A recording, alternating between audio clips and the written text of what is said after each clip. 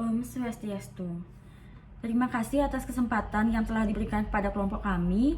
Kami dari kelompok 4 kelas 7D akan mempresentasikan mengenai perlakuan akuntansi bagi transaksi dalam koperasi dan PSAK 27 pada Koperasi Sejahtera Mandiri. Sebelumnya, izinkan kami untuk memperkenalkan diri terlebih dahulu. Perkenalkan, nama saya Komang Indah Angriani dan teman saya Putu Sita Ardi Cahyani, Putu Sintia Ganitri, James William Sakuera, Ninyoman Tria Meliwandari, dan Niwayan Sintadela Ade Widiawati. Baik, untuk mengefisiensikan waktu, materi akan dijelaskan oleh teman saya. Baik, untuk mempersingkat waktu, langsung saja di sini saya akan menjelaskan mengenai latar belakang terlebih dahulu. Berdasarkan Pernyataan Standar Akuntansi Keuangan atau PSAK nomor 27 tahun 1992 tentang akuntansi perkoperasian, menjelaskan bahwa koperasi merupakan badan usaha yang beranggotakan perseorangan atau badan hukum atas dasar prinsip koperasi sekaligus gerakan ekonomi rakyat yang berdasarkan asas kekeluargaan. Tujuan didirikan koperasi dalam pasal 3 Undang-Undang nomor 25 tahun 1992 menjelaskan, yaitu untuk memajukan kesejahteraan anggota dan masyarakat serta ikut membangun tatanan perekonomian nasional dalam rangka mewujudkan masyarakat yang maju, adil, dan makmur berdasarkan Pancasila dan Undang-Undang Dasar 1945. Oleh karena itu, sebuah koperasi harus dikelola secara profesional dan benar agar dapat mengatasi permasalahan dalam semua bidang, terutama dalam bidang keuangan yang dimana riskan terdapat penyimpangan dalam hal pengelolaan data keuangan.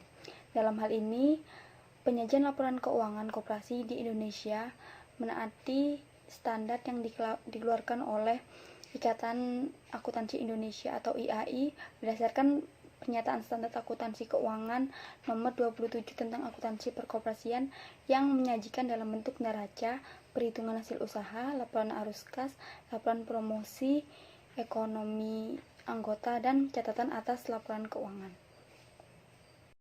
Dari hasil survei kelompok kami memilih Koperasi Marvel Sejahtera Mandiri, yang dimana Koperasi Marvel Sejahtera Mandiri adalah koperasi jasa tingkat nasional yang didirikan oleh Notaris Evelyn Maria Romatua pada tahun 2017, yang dimana koperasi ini bergerak di bidang jasa usaha, simpan pinjam, jasa konsultan manajemen, dan jasa angkutan kendaraan bermotor untuk barang dari Dinas Penanaman Modal dan Pelayanan. Tujuan didirikannya koperasi ini berdasarkan pasal 33 ayat 1 Undang-Undang Dasar 1945, yaitu sebagai usaha bersama atas asas kekeluargaan untuk menciptakan kesejahteraan dan kemakmuran bagi seluruh rakyat Indonesia. Untuk pembahasan yang pertama, yaitu penerapan standar akuntansi perkoperasian sesuai dengan Pernyataan Standar Akuntansi Keuangan nomor 27.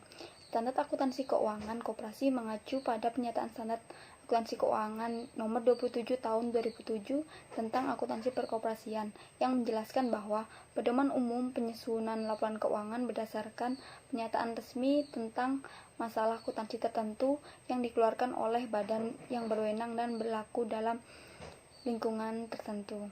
Oleh karena itu, perkoperasian yang ada di Indonesia mengacu standar yang telah dikeluarkan oleh Ikatan Akuntansi Indonesia, yang dimana harus mengikuti pedoman PSAK nomor 27 tahun 2007. Sekian yang bisa saya sampaikan. Untuk materi selanjutnya akan dipresentasikan oleh rekan saya.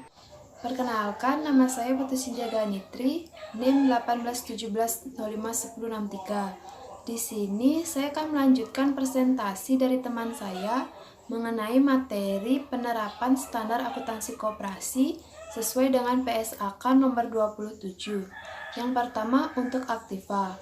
Pencatatan aktiva koperasi sama dengan pencatatan aktiva perusahaan yang lainnya.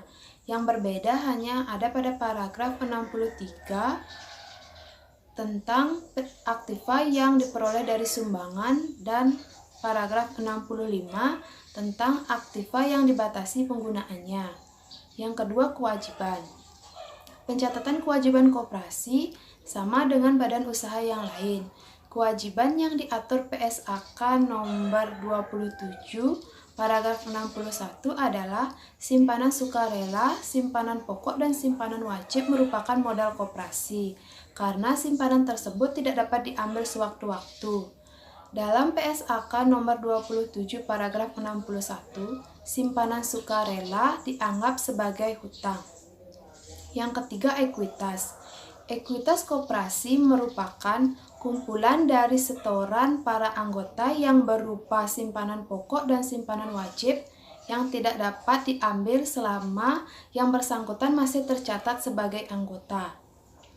Ekuitas koperasi berasal dari modal sumbangan, modal penyertaan, cadangan, dan SHU yang belum dibagi. Yang keempat, pendapatan. Pencatatan pendapatan koperasi pada paragraf 67 menjelaskan tentang pendapatan yang berasal dari transaksi dengan anggota diakui sebesar pendapatan bruto. Dan paragraf 69 menjelaskan tentang pendapatan yang berasal dari transaksi dengan non-anggota diakui sebagai pendapatan dilaporkan terpisah. Yang kelima, beban. Beban yang diatur PSAK nomor 27 paragraf 72 menjelaskan tentang beban badan usaha dan perkoperasian disajikan terpisah dalam laporan perhitungan hasil usaha. Beban koperasi adalah beban pengembangan anggota, pelatihan, dan iuran para anggota. Sekian yang dapat saya presentasikan, materi selanjutnya akan dilanjutkan teman saya. Baik, di sini saya akan menjelaskan mengenai proses penyusunan laporan keuangan koperasi. Jadi, proses akuntansi koperasi adalah sama dengan proses akuntansi bukan koperasi, yaitu suatu langkah atau tahapan yang harus dilakukan dalam menyusun laporan keuangan koperasi. Tahapan tersebut dimulai dari adanya bukti transaksi berupa nota, kwitansi, faktur jual, faktur beli, dan sebagainya. Kemudian dimasukkan pada jurnal. Cara pengisian jurnal tersebut adalah memasukkan transaksi beserta nilai transaksinya dari bukti transaksi dengan cara mendebet atau mengkredit perkiraan-perkiraan tertentu. Karakteristik laporan keuangan koperasi menurut PSAK 27 yaitu yang pertama, laporan keuangan koperasi merupakan bagian dari pertanggungjawaban pengurus kepada anggotanya di dalam rapat anggota tahunan atau RAT. Yang kedua, laporan keuangan koperasi biasanya meliputi neraca, laporan sisa hasil usaha, dan laporan arus kas. Yang ketiga, laporan keuangan yang disampaikan pada RAT harus ditandatangani oleh semua anggota pengurus koperasi. Yang keempat, laporan laba rugi menyajikan hasil akhir yang disebut SHU. Baik, untuk materi selanjutnya disampaikan oleh teman saya. Om Swastiastu. Perkenalkan, nama saya Putri Siti Riani, NIM 18 17 05 10 22. Di sini saya akan melanjutkan presentasi dari teman saya. Laporan keuangan badan usaha koperasi menurut PSAK 27 terdiri dari yang pertama ada neraca. Neraca menyajikan dan mengungkapkan informasi mengenai aset, kewajiban, dan ekuitas koperasi pada waktu tertentu. Penyajian aset dalam neraca dikelompokkan menjadi aset lancar, investasi jangka panjang, aset tetap, dan juga aset-aset lainnya. Kewajiban dapat diklasifikasikan menjadi kewajiban kepada anggota dan kepada non-anggota. Ekuitas koperasi terdiri dari modal anggota yang berbentuk simpanan pokok, simpanan wajib, dan simpanan lain yang mempunyai karakteristik yang sama dengan simpanan pokok atau simpanan wajib, modal penyertaan, modal sumbangan, cadangan, dan sisa hasil usaha yang belum dibagi. Yang kedua ada laporan hasil usaha. Perhitungan hasil usaha menyajikan dan mengungkapkan informasi mengenai pendapatan, beban usaha, dan beban perkoperasian selama periode tertentu. Perhitungan dari hasil usaha harus memuat hasil usaha dengan anggota dan laba atau rugi kotor dengan non-anggota. Pendapatan dan koperasi yang timbul dari transaksi dengan anggota diakui sebesar partisipasi bruto, dan pendapatan koperasi yang berasal dari transaksi dengan non-anggota diakui sebagai pendapatan atau penjualan dan dilaporkan terpisah dari partisipasi anggota dalam pelaporan perhitungan hasil usaha sebesar nilai transaksi. Selisih antara pendapatan dan beban pokok transaksi dengan non-anggota diakui sebagai laba atau rugi kotor dengan non-anggota. Beban yang ada di koperasi meliputi beban pokok kepada anggota, beban pokok penjualan kepada non-anggota, beban operasi yang terdiri dari beban usaha dan beban perkoperasian, serta beban lain yang tidak termasuk pada kelompok tersebut. Yang ketiga ada laporan promosi ekonomi anggota. Laporan promosi ekonomi anggota adalah laporan yang memperlihatkan manfaat ekonomi yang diperoleh anggota koperasi selama 1 tahun tertentu.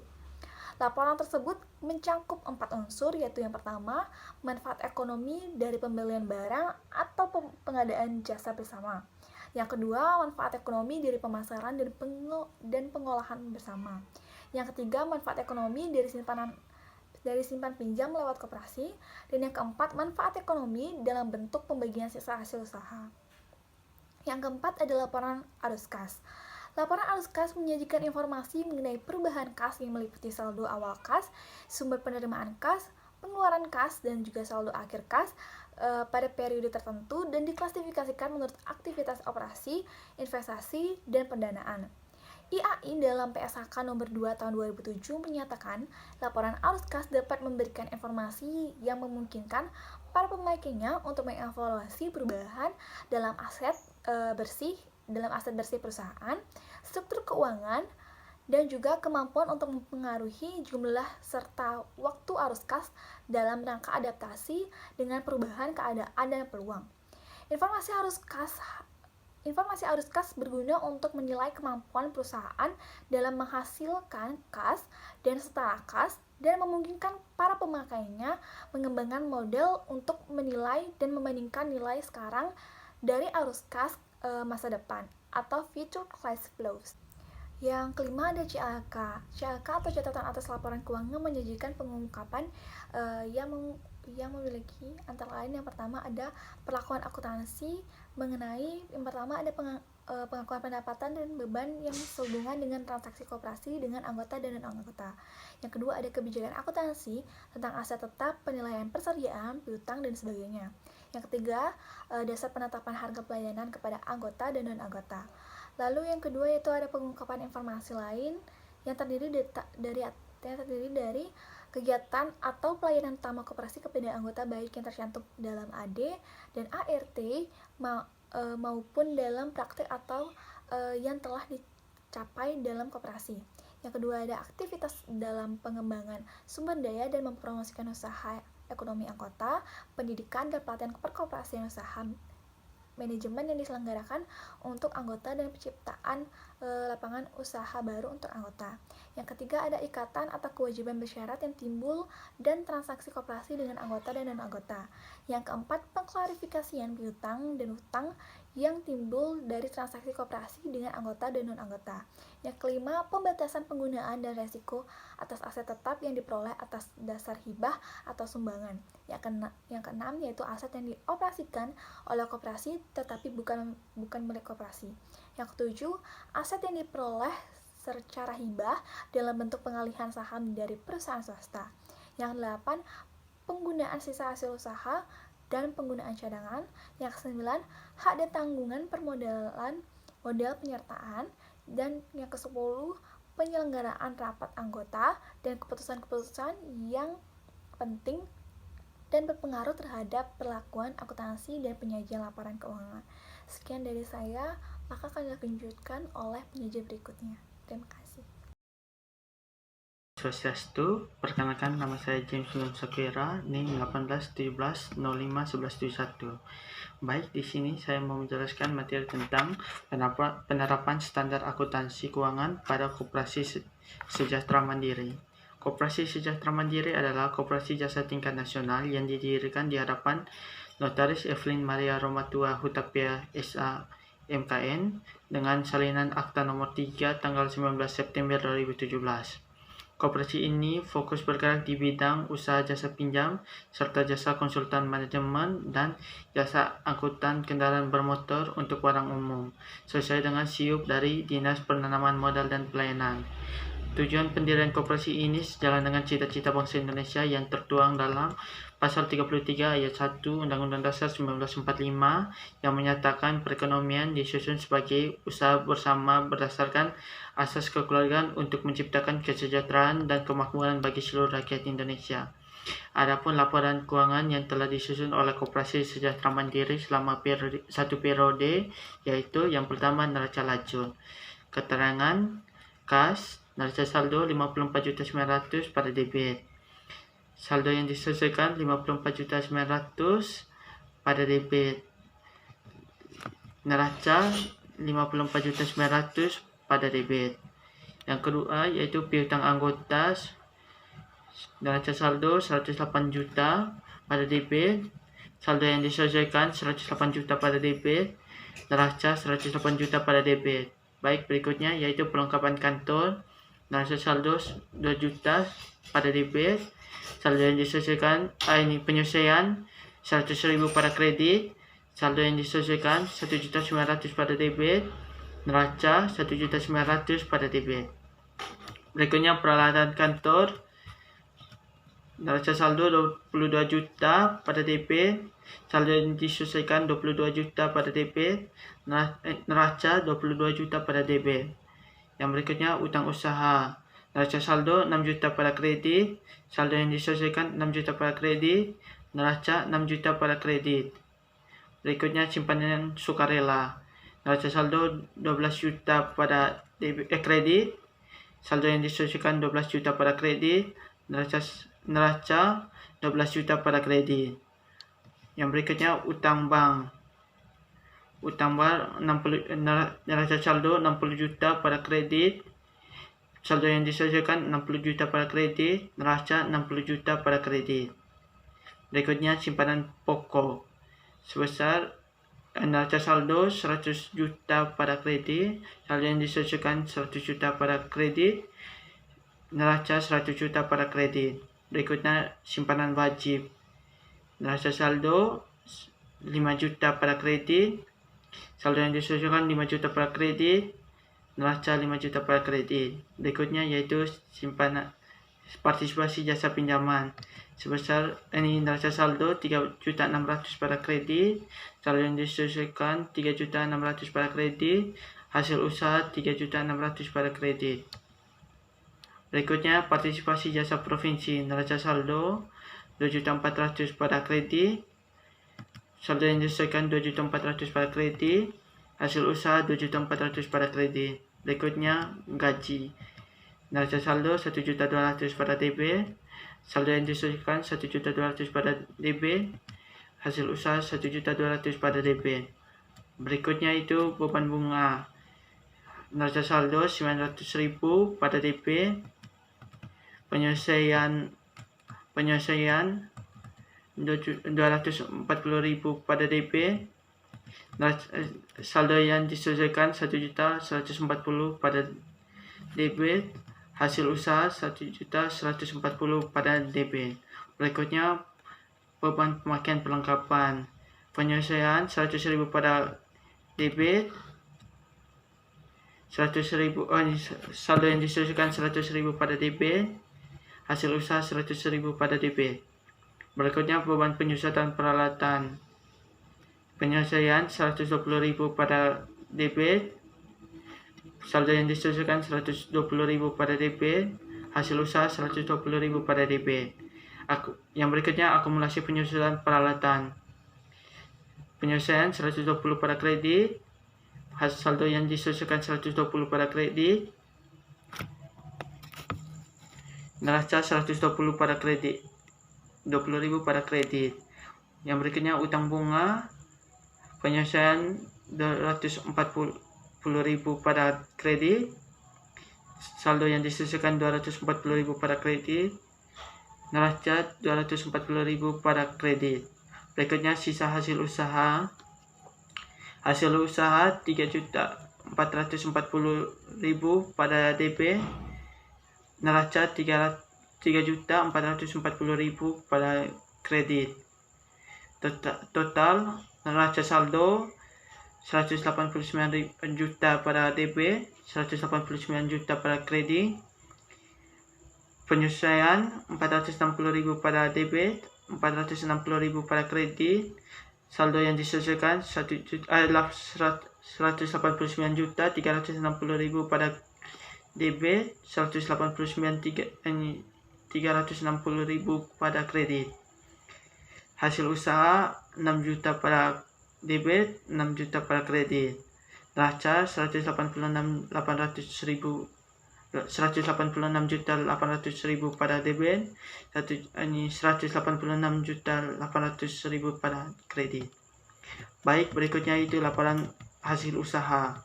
Yang pertama, partisipasi bruto anggota. Partisipasi jasa pinjaman sebesar 3.600.000, partisipasi jasa provinsi sebesar 2.400.000, total partisipasi bruto sebesar 6 juta rupiah. Beban pokok, yang pertama beban bunga sebesar 1.140.000 rupiah, partisipasi neto anggota sebesar 4.860.000 rupiah. Beban operasi, yang pertama gaji sebesar 1.200.000 rupiah. Yang kedua beban penyusunan peralatan sebesar 120.000. Yang ketiga beban pemakaian perlengkapan sebesar 100.000. Total beban operasi sama dengan 1.420.000 rupiah. Sisa hasil usaha sebesar 3.440.000 rupiah. Baik, berikutnya yaitu neraca. Yang pertama aktiva lancar. Terdiri dari yang pertama kas sebesar 54.900.000 rupiah. Yang kedua piutang anggota sebesar 108 juta rupiah. Yang ketiga perlengkapan kantor sebesar 1.900.000 rupiah. Jumlah aktiva lancar sebesar 164.800 rupiah. Yang berikutnya aktiva tetap. Yang pertama peralatan kantor sebesar 22 juta rupiah. Yang kedua akumulasi penyusunan peralatan sebesar 120.000 rupiah. Jumlah aktiva tetap sebesar 21.880.000 rupiah. Total aktiva sebesar 186.680 rupiah. Yang berikutnya liabilitas dan ekuitas. Yang pertama utang lancar. Terdiri dari utang usaha sebesar 6 juta rupiah, utang bunga sebesar 240 rupiah. Yang berikutnya simpanan sukarela sebesar 12 juta rupiah. Jumlah utang jangka pendek sebesar 18.240 rupiah. Utang bank sebesar 60 juta rupiah. Yang berikutnya modal. Pertama simpanan pokok sebesar 100 juta rupiah. Simpanan wajib sebesar 5 juta rupiah. SHU periode berjalan sebesar 3.440 rupiah. Total pasifa sebesar 1.186.680 rupiah. Sekian dari saya. Materi selanjutnya akan dilanjutkan oleh teman saya. Baik, perkenalkan nama saya Ninyoman Tria Meliwandari dengan NIM 18170512107 dari kelas 7D kelompok 4. Nah, di sini saya akan melanjutkan mengenai laporan arus kas dari Koperasi Sejahtera Mandiri. Nah, di mana terdapat penyusunannya yaitu sisa hasil usaha sebesar 3.440.000. Lalu terdapat penyesuaian. Nah, di penyesuaian ini terdapat arus kas dari aktivitas operasi. Nah, di mana terdapat kenaikan piutang anggota sebesar 108 juta. Lalu kenaikan utang jangka pendek sebesar 18.240.000. Lalu pemakaian perlengkapan sebesar 100.000. Lalu beban penyusutan sebesar 120.000. Jadi total arus kas dari aktivitas operasi ini yaitu sebesar 86.100.000. Lalu ada arus kas dari aktivitas investasi. Nah, terdapat pembelian perlengkapan sebesar 2 juta, lalu pembelian peralatan sebesar 22 juta. Jadi total dari arus kas dari aktivitas investasi ini yaitu sebesar 24 juta. Nah, selanjutnya yaitu terdapat arus kas dari aktivitas pembiayaan. Nah, di mana di arus kas dari aktivitas pembiayaan ini terdapat kredit bank sebesar 60 juta, lalu simpanan pokok sebesar 100 juta, lalu simpanan wajib sebesar 5 juta. Nah, jadi total dari arus kas dari aktivitas pembiayaan ini yaitu sebesar 165 juta. Nah, sehingga kas akhir periode yaitu pada tanggal 31 Mei 2008 menjadi 54.900.000. Selanjutnya mengenai kesimpulan. Nah, adapun kesimpulan dari materi ini yaitu di mana koperasi merupakan salah satu badan usaha yang beranggotakan orang-orang atau badan hukum koperasi dengan berlandaskan kegiatan berdasar pada prinsip koperasi, sekaligus sebagai gerakan ekonomi rakyat atas asas kekeluargaan. Nah, di mana koperasi ini nantinya dapat membantu perekonomian masyarakat, sehingga masyarakat dapat berkontribusi di dalam dunia perekonomian.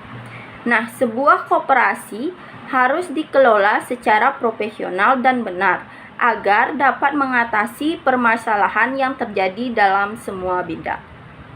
Nah, terutama bidang keuangan yang sangat riskan. Terjadi penyimpangan dalam hal pengelolaan data keuangan. Nah, oleh karena itu, dalam koperasi harus menaati adanya standar yang telah dikeluarkan oleh Ikatan Akuntansi Indonesia atau IAI. Nah, berdasarkan standar akuntansi keuangan atau SAK. Di sini dinyatakan bahwa pernyataan standar akuntansi keuangan nomor 27 tentang akuntansi perkoperasian bahwa Koperasi Marvel Sejahtera Mandiri adalah koperasi jasa tingkat nasional yang didirikan oleh Notaris Evelyn Maria Romantu Hutovia pada tahun 2017.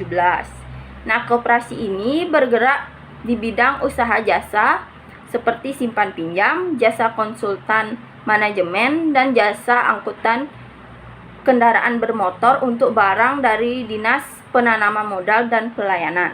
Nah, yang memiliki tujuan berdasarkan pasal 33 ayat 1 Undang-Undang Dasar 1945, yaitu sebagai usaha bersama berdasar atas kekeluargaan untuk menciptakan kesejahteraan dan kemakmuran bagi seluruh rakyat Indonesia. Nah, baik, sekian yang dapat saya paparkan. Saya ucapkan terima kasih.